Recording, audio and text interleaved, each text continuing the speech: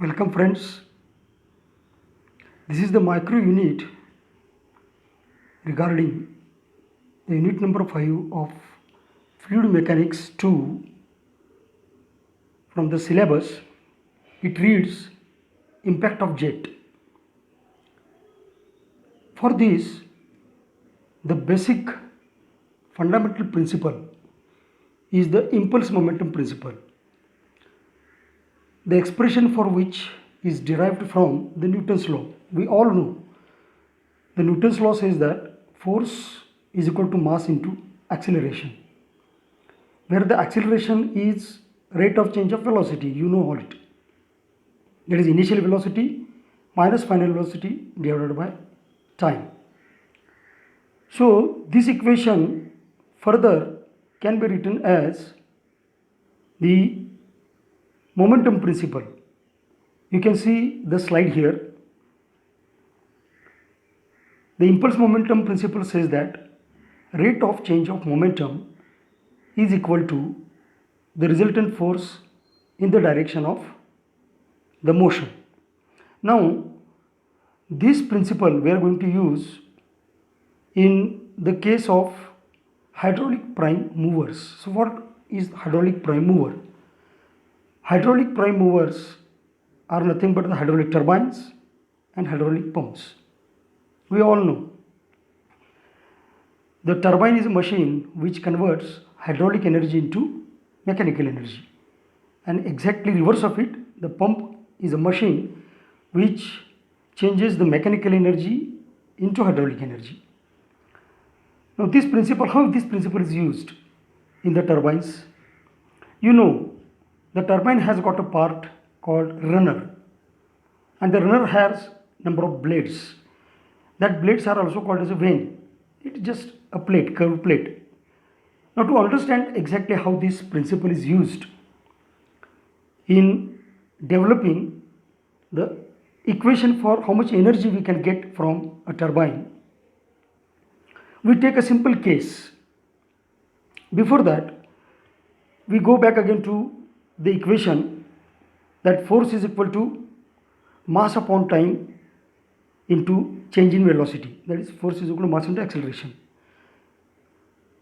This also can be written as force equal to change in momentum divided by time. The momentum is mass into velocity. And this is written as mass density into area of that particular flow and the velocity of flow. Now here flow means what? We consider a simple flat plate on which a jet of water is striking.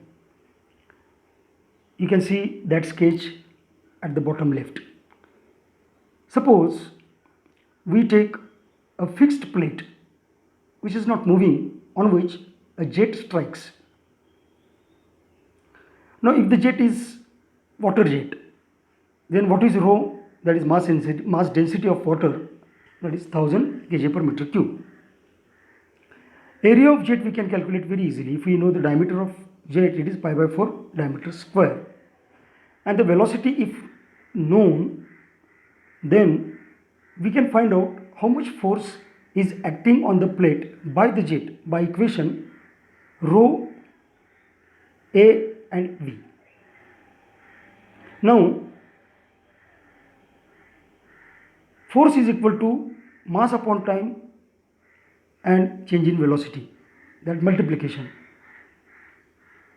So we can see that equation as rho into A into V, that is mass density into cross-sectional area of the jet into velocity, and initial velocity minus final velocity is the change in velocity.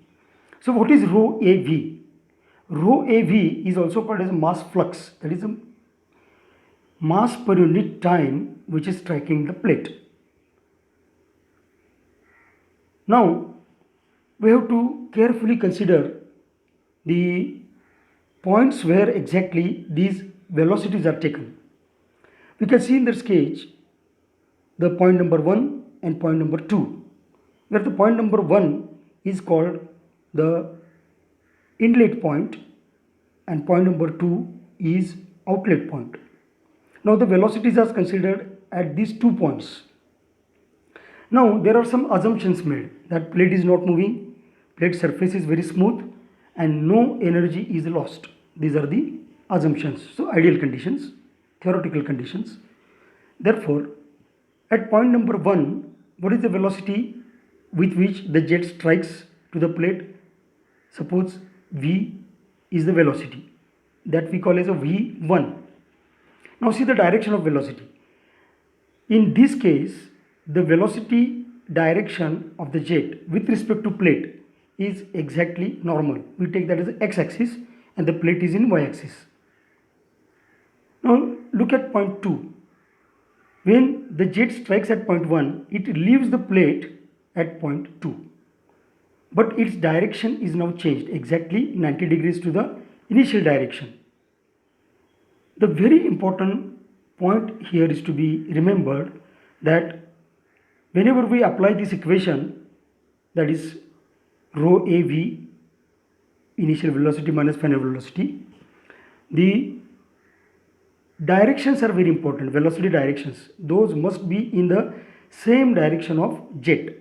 Here the jet is in x direction, initial velocity is in x direction, but final velocity is not in x direction, it is in y direction. Therefore, we have to consider the component of velocity at point number 2 in which direction? X.